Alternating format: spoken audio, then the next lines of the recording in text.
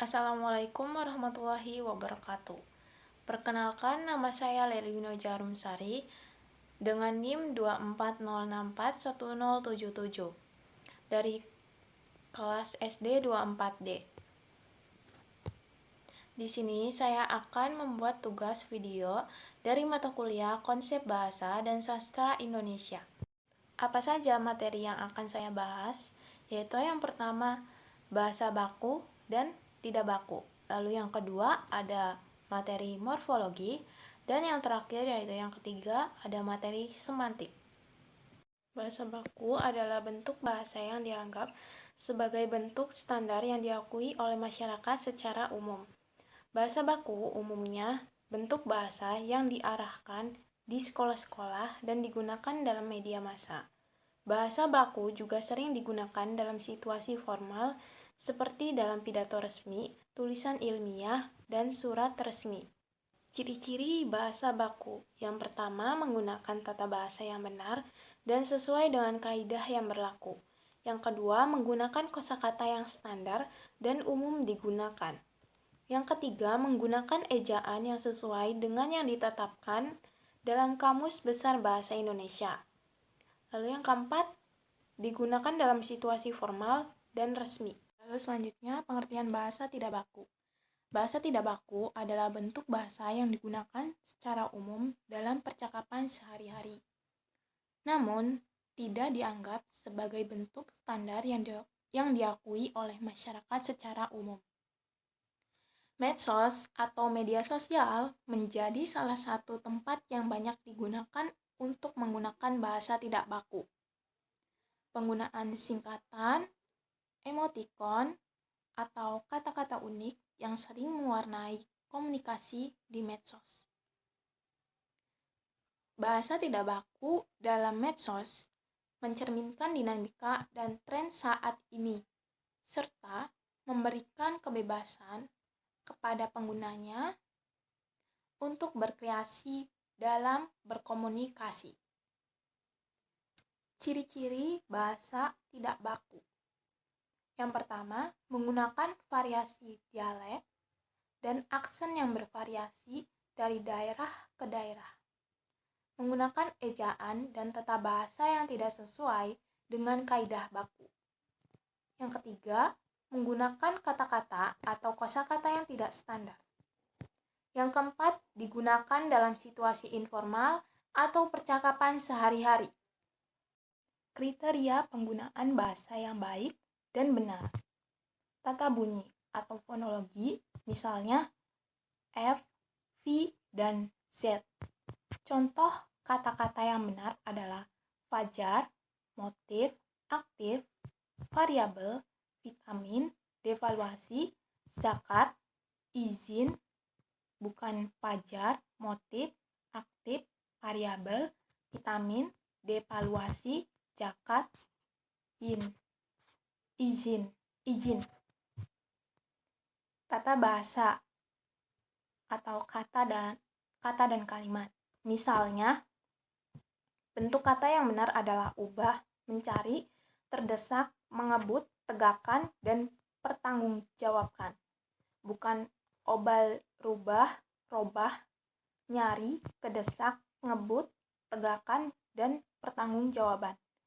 Aspek kosakata yaitu termasuk istilah, kata-kata seperti bilang, kasih, entar, dan udah lebih baik diganti dengan berkata atau mengatakan, memberi, sebentar, dan sudah dalam penggunaan bahasa yang benar.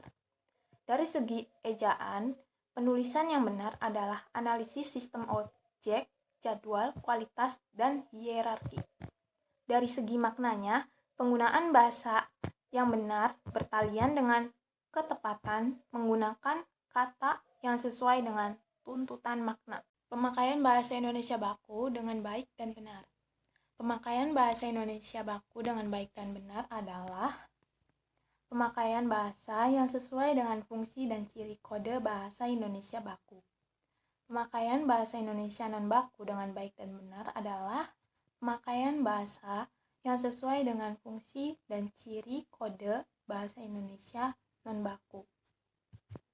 Bahasa yang benar berkaitan dengan aspek kaidah, yakni peraturan bahasa. Ada 4 hal yang harus diperhatikan, yaitu tata bahasa, pilihan kata, tanda baca, dan ejaan. Contoh kalimat bahasa baku dan bahasa tidak baku. Kalimat bahasa baku yang pertama. Dia sedang membaca buku di perpustakaan. Sedangkan contoh kalimat bahasa tidak bakunya, dia lagi baca buku di perpus. Lalu contoh kalimat bahasa baku yang kedua, kegiatan belajar akan dilaksanakan secara daring. Sedangkan contoh kalimat bahasa tidak baku yang kedua ini diganti menjadi kegiatan belajar akan dilaksanain secara online. Lalu contoh kalimat bahasa yang ketiga, pemerintah sedang menggalakkan program vaksinasi massal. Sedangkan bahasa tidak bakunya, pemerintah lagi gencarin program vaksinasi massal. Selanjutnya, materi morfologi. Ditinjau secara leksikal, morfologi disebut juga ilmu bahasa yang mempelajari seluk-beluk kata. Kamus Besar Bahasa Indonesia mendefinisikan morfologi sebagai cabang linguistik serta ilmu yang mempelajari susunan bagian kata secara gramatikal dan kombinasinya. Morfologi menganalisis bagaimana kata-kata dibangun dari morfem yang lebih kecil seperti imbuhan, kata dasar, dan akhiran. Fungsi morfologi diantaranya yang pertama, menentukan makna. Morfologi membantu dalam menentukan makna kata berdasarkan struktur dan komponen yang ada. Yang kedua, membentuk kata baru. Melalui proses derivasi dan komposisi, morfologi memungkinkan pembentukan kata-kata baru yang dapat memperkaya kosakata suatu bahasa. Lalu, yang ketiga, menunjukkan hubungan gramatikal. Morfologi juga berperan dalam menunjukkan hubungan gramatikal antar kata dalam kalimat. Selanjutnya, pengertian morfem. Morfem adalah bentuk bahasa paling dasar atau kecil sehingga tidak bisa lagi dibagi menjadi bagian-bagian yang lebih kecil. Misalnya, kata tegak. Ia merupakan morfem karena tidak bisa lagi diperkecil atau dipotong atau dibagi menjadi bagian lebih kecil. Seumpama tegak dibagi menjadi te dan gak atau teg dan ak, pembagian itu tidak bisa disebut morfem karena ketiadaan makna, baik makna leksikal maupun gramatikalnya. Morfem merupakan kata paling minimal yang bebas, artinya bentuknya bisa berdiri sendiri, bisa dikatakan, serta memiliki makna. Morfem merupakan satuan bahasa yang paling kecil sehingga tidak bisa lagi dibagi, serta memiliki makna baik leksikal maupun gramatikal. Morfem ada dua jenis, yaitu morfem bebas dan morfem terikat. Morfem bebas adalah morfem yang dapat berdiri sendiri sebagai kata utuh tanpa perlu digabungkan dengan morfem lain. Contohnya seperti kata susah, tegas, dan makan. Sedangkan morfem terikat adalah morfem yang tidak dapat berdiri sendiri dan harus digabungkan dengan morfem lain untuk membentuk kata yang memiliki makna. Contohnya me, kan, ke, an. Masing-masing memiliki peran penting dalam pembentukan kata dan struktur bahasa. Pemahaman tentang morfem membantu kita memahami cara kerja bahasa dan membentuk kata-kata dengan lebih baik. Melalui analisis morfem, kita dapat melihat bagaimana kata-kata dibangun dan bagaimana makna serta fungsi gramatikal ditambahkan pada kata-kata tersebut. Fungsi morfem dalam bahasa. Morfem memiliki beberapa fungsi penting dalam pembentukan kata dan struktur bahasa. Pembentukan kata morfem digunakan untuk membentuk kata baru melalui proses afiksasi, yaitu penambahan prefiks, sufiks, infiks, atau konfiks pada kata dasar. Misalnya, kata berjalan dibentuk dari morfem dasar jalan dengan penambahan prefiks ber. Pengubahan makna morfem juga digunakan untuk mengubah makna kata dasar. Contohnya, kata makan yang berarti memakan dapat diubah menjadi dimakan yang berarti di dalam keadaan dimakan. Dalam keadaan dimakan. Dengan penambahan prefiks di. Penanda gramatikal morfem dapat berfungsi sebagai penanda gramatikal dalam kalimat. Misalnya, morfem kan. Pada kata melakukan, menandakan bahwa kata tersebut adalah sebuah kata kerja transitif. Proses morfologi adalah cara pembentukan kata-kata dengan menghubungkan morfem yang satu dengan morfem lainnya. Proses morfologi meliputi, yaitu yang pertama, afiksasi, yang kedua, reduplikasi, yang ketiga, perubahan intern, yang keempat, suplisi, dan yang kelima, modifikasi kosong. Uniknya, dalam bahasa Indonesia tidak ditemukan data proses morfologi yang berupa perubahan intern, suplisi, dan modifikasi kosong. Sehingga proses morfologi dalam bahasa Indonesia cukup sederhana, hanya melalui afiksasi dan reduplikasi.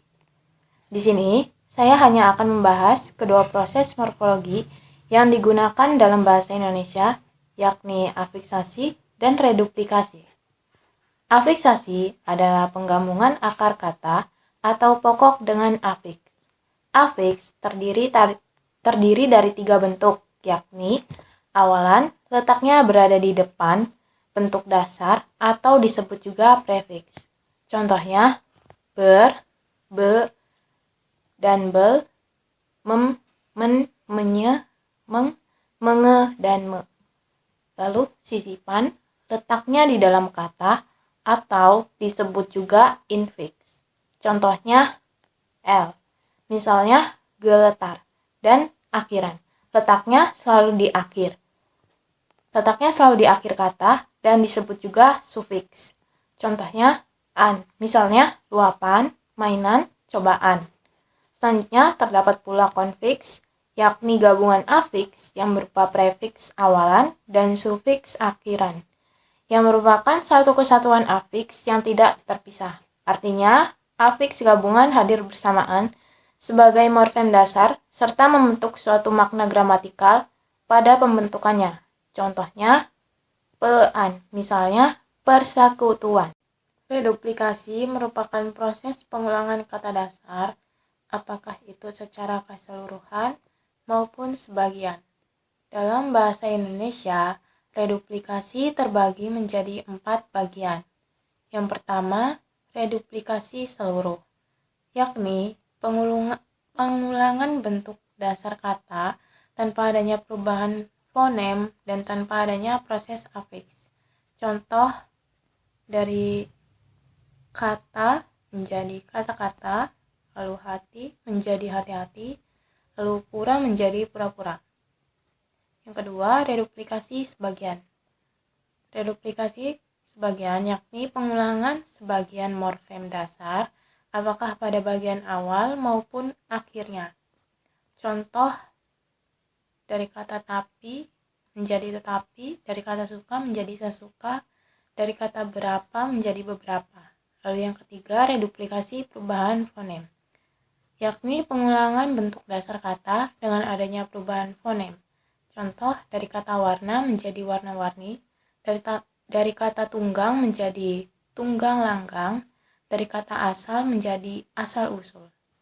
Lalu yang keempat, reduplikasi berimbuhan, yakni pengulangan bentuk dasar yang diulang secara keseluruhan mengalami proses pembubuhan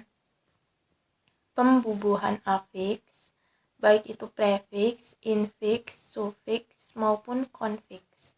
Contohnya dari kata batu menjadi batu-batuan, kata ugal menjadi ugal-ugalan, kata tolong menjadi tolong-menolong, kata merah menjadi kemerah-merahan. Ditinjau dari akar katanya, semantik berasal dari bahasa Yunani, yaitu semanein, berarti bermaksud, yang berarti to signify, memaknai.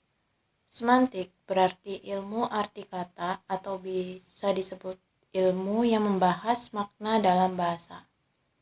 Sebagai sebuah istilah teknis, semantik juga disebut studi tentang makna, serta pergeserannya. Makna semantik sebagai suatu studi tentang makna, Kamus Besar Bahasa Indonesia mendefinisikan semantik dalam dua bentuknya, yaitu yang pertama, ilmu tentang makna kata dan kalimat, pengetahuan mengenai seluk-beluk dan pergeseran arti kata. Yang kedua, bagian struktur kata yang berhubungan dengan makna ungkapan atau struktur makna suatu wicara. Ruang lingkup semantik dalam linguistik. Yang pertama ada makna leksikal. Makna kata secara langsung sesuai kamus. Contoh kata rumah berarti tempat tinggal. Yang kedua, makna gramatikal, makna yang timbul karena hubungan antar kata dalam struktur gramatikal. Contoh, dia memukul saya atau bisa saja saya memukul dia. Urutan kata mengubah makna. Lalu yang ketiga, makna denotatif dan konotatif. Makna denotatif adalah makna lugas atau sesuai kamus, sedangkan makna konotatif adalah makna kiasan atau emosional. Contohnya, kalimat anak itu manis sekali. Makna denotatifnya yaitu rasa manis seperti makanan, sedangkan makna konotatifnya anak tersebut lucu, imut, atau menyenangkan. Lalu selanjutnya, ambiguitas. Terjadi ketika satu kalimat atau kata punya lebih dari satu makna. Contoh, saya melihat orang dengan teropong. Siapa yang memakai teropong? Terima kasih yang sudah menyimak video saya dari awal hingga akhir. Kurang lebihnya mohon maaf. Wassalamualaikum warahmatullahi wabarakatuh.